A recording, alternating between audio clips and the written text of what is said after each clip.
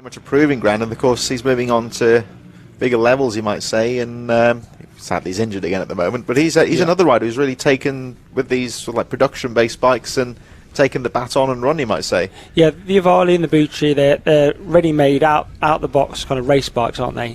Just a lot smaller for a lot smaller kids. And you've got to remember, when you watch these kids and they come off and they're 8, 9 and 10 years old, what they're doing is unbelievable. I'm say, when you see them in the paddock, you just really emphasise how young they are as well, especially some of these smaller age group riders. So here we go with the Ohvale 10 second race of the day about to get underway. There's Travis Shaw. Looks like Wallace Doherty alongside him. The flag goes. Oh, the front grid didn't get away very well there, so it's a bunch into the first corner. And I think that looks like Charlie Cunningham getting the lead. That was both first and second place. Didn't get off the line at all well there. Yeah, and Hudson got a good start as well. So Charlie and Hudson making a great start in this race. And we know that Travis Shaw is fast on this track, as he proved in the first race. And the beautiful Ducati replica bike obviously tracking him again, and he had a lot of pace in the first race as well, so hopefully we'll see some overtakes in this one. Yeah, right at the start here we've got some overtakes coming on here. There's a nice move there from Hudson Cooper down the inside of Charlie Cunningham to take the lead. Cunningham getting his elbows out very early there, but couldn't find a way to keep Hudson Cooper behind him. So with both Travis Shaw and Wallace Doherty getting bad starts, this could be quite a wide open race here. The top four very close indeed, as already Doherty fights back, goes down the inside of Shaw. Oh, he had a little peek there down the inside of Cunningham, but couldn't find a way through. So they come over the line for the first time. Hudson Cooper leading, and second, third and fourth Charlie Cunningham, Wallace Doherty and Daniel Stevenson up there as well. Jack Hamilton also well placed in fifth position, as Shaw having a look down the inside. Oh, he's going to have to be careful here, because Wallace Doherty sweeps around the outside, runs out of track though and has to stay behind. A bit further down we've got Harvey Saville, who ran well earlier on. Of course, he's in seventh place. Finley Hanna also in there too, but Travis Shaw still there in third place. The top four very close indeed, so Hudson Cooper can't quite break away at the moment, and this race still finely poised.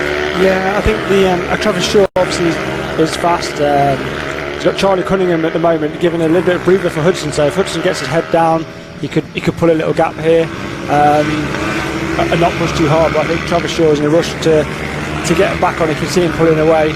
I think someone's just fell off the back there, so they made a mistake. They dropped back a bit. So Hudson Cooper leading, fastest lap of the race. Charlie Cunningham battling now with Travis Shaw.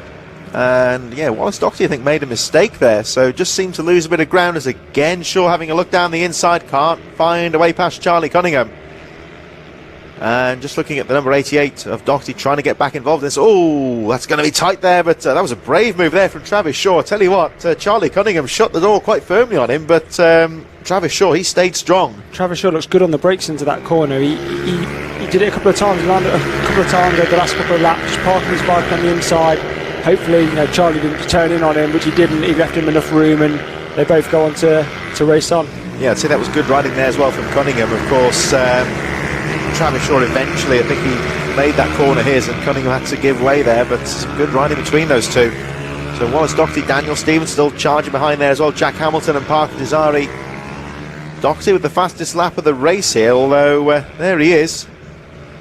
Still got this battle for the lead in front of him though, so it's still the 217 of Hudson Cooper that leads the way, but he's being closed on now by both Travis Shaw and Wallace Doherty on his tail, so he's still got a long way to go in this race, and any one of these three I think could realistically take the victory, as Travis Shaw starts to get the pressure back on that race leader.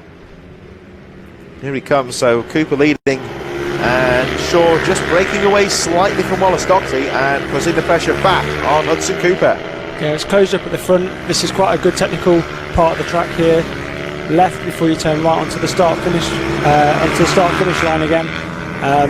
He seems to close in quite a lot coming out here, so it's just maybe his line's a bit more aggressive, but he's on the throttle nice and early, and he'll be looking really now to set him up for the big hairpin at the bottom. Wallace Doherty, another fastest lap though in third place, and he's right up there with Travis Shaw, almost three abreast into McRae hairpin. Now does Shaw know he's there? Oh, look at that! What happened there? I think Hudson Cooper, I don't think he even realised they were so close there, so he took a nice sweeping line into the corner, and all of a sudden the unfortunate Hudson Cooper goes from first to third place. Yeah, maybe he didn't hook up a gear. It looked like he tried to go through the gearbox and it didn't quite go through or something, or he might have caught a false neutral or something.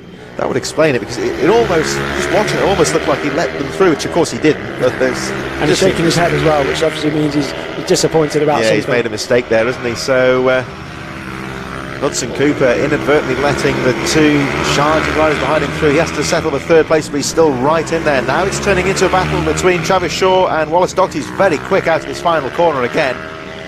Doherty unable to find a way through, though. It's only 1.2 seconds covering the top three, so Hudson Cooper, we're hoping these two start battling and let him back into the battle. Shaw with a nice line through McRae. Doherty having a peek down the inside, can't find a way through, goes for the sweeper, and Doherty just checking over his shoulder to check where Hudson Cooper is. He lost a few bike lengths doing it though as well, so hopefully if he can get back onto the back. I think Doherty's got some really good pace in this race. He seems to be very sweepy through the corners. He carries a lot of corner speed, and you see him closing up under these fast bends. To me, he just seems a little bit quicker on this as we go down towards the final few corners. It just seems quicker on this part of the track. We saw Travis Shaw pulling away, and as we watch again now, Wallace Doherty closing. Oh, he just nudged the back wheel there. That was close, but Doherty's got some nice lines on this second part of the lap, and he's right up there again. Yeah, he seems much quicker through Sunny Bend. Obviously, he went front wheel to back wheel there, which normally would see the rider behind go down, but he stayed up, and he just, through the twisty stuff, he just looks like he's got a little bit more confidence maybe to get the bike turned. He closes massively on braking again. Look, nice sweeping lines. He was looking to line him up potentially into Sunny Bend. Could be a good. Travis Shaw's got a nice line through the hairpins, and again gets some good traction out there. She just again pulls away, but now we watch Wallace Doherty closing up again. Hudson Cooper 3.6 seconds adrift in third, and Doherty very aggressive into the corner. It takes a really early apex into the corner, and again he just seems to be closing up down these sweeping back corners, heading towards Sunny Bend once again. He's right up on the back wheel of Shaw now. Oh, he has a look there, tries to say hello, but falls out of that one. Yeah, he's very strong. You can see both riders have got a strength in different areas. So Travis seems to pull in one area, and then Doherty comes back in another area. It's really good racing, and the fact that they're not making contact except for the little wheel nudge a minute ago, fair racing. They leave each other room. It's really good to see. Here he comes again, and I love it when this happens. We've got two riders, one's quicker in one part of the track, one's quicker in the other. It just seems to even itself out of it. And all it means is just trying to find a few tenths, a few percentages here and there to get through into the lead. So again, we see Travis Shaw pulling away out of the hairpins. He seems very quick out of the slower corners. And Wallace Doherty still got 2.5 laps to go at the end. Well, at the end of this lap, will be 2 laps to go. Again, Doherty closing up. And I think Doherty knows this could be his main point to go for a pass. Again, he has a look down the inside, and this time makes the move stick. So Wallace Doherty back into the lead. He runs out of road. And that allows Travis Shaw back into... Oh, he had a little look there, but Travis Shaw is still very much in this race now. Shaw seems to be better through the hairpins as he has a look down the inside of Doherty. And it's a great move because he just let off the brake and let it roll through, just sat it next to him, and he had to make a decision. Look at that down the inside there. Travis Shaw not quite close enough to go for the pass. Put it nice and wide off there. But he has some nice lines coming out of the hairpin here, so let's see what Shaw can do. Again, he goes down the inside, nothing going, but the exit, he seems strong.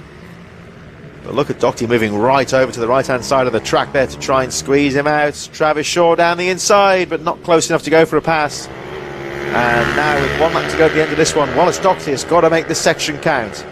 Yeah, if he carries as much speed as he has in the last couple of laps, then he should pull a little gap through this little section here, which you can see he has a couple of bikes. Just a touch. Perhaps Travis Shaw maybe just watching Doherty through there, just watching his lines pass. We've got 1 more lap to go here.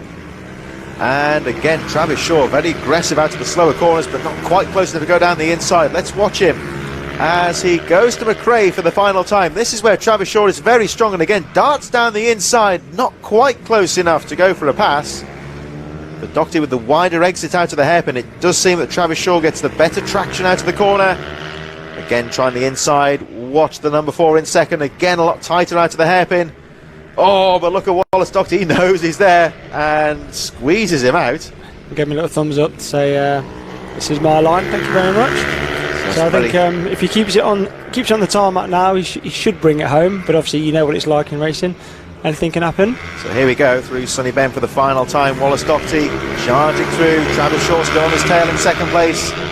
And Shaw just shadowing the back wheel here, trying to find a way through out of the final corner, but Doherty very aggressive out of the final corner and takes the checkered flag. Travis Shaw 1/10 of a second behind in second place It'll be Hudson Cooper in third, Jack Hamilton not too far behind in fourth. Here they come, so Cooper in third, Jack Hamilton fourth, Daniel Stevenson and Charlie Cunningham I think dropped a bit of pace there. He finished in sixth place. Parker Jazari, Harvey Saville and Finley Hanna will round out the field, but some great racing there between Wallace Doherty and Travis Shaw. It was fairly aggressive there, I'd say, but on the right side as well. Yeah, I think, again, you see the racecraft for the young guys now, and they obviously watch it on TV, covering the lines, and they want to ride defensive, checking over his shoulder. Probably not the best thing to keep checking over his shoulder because it's going to slow you down, but wheel-to-wheel racing at that age is phenomenal. You see there again, you saw Doherty just covered that exit. You knew he was there. That's the hairpin. He was very, very quick to move across and fairly block Travis Shaw. He knew he was coming. So again, if you consider how young these riders you can go are. around the outside. You can go the long way around if you want it. That's a good way to be. That's it. I think it's just trying to cover those lines, isn't it? And I think when you consider the age of these riders as well, it's intelligent racing between those two in particular. Looking at that battle for the lead. So I have to say hats off to them. Yeah, because if that was with 2 laps to go, he'd have lost all his pace to get to the next corner. So knowing it's a last lap, he just needs to sit on that inside, and the guy's going to have to go around the outside. Really, really smart, really good racing, and really good class for development of kids. So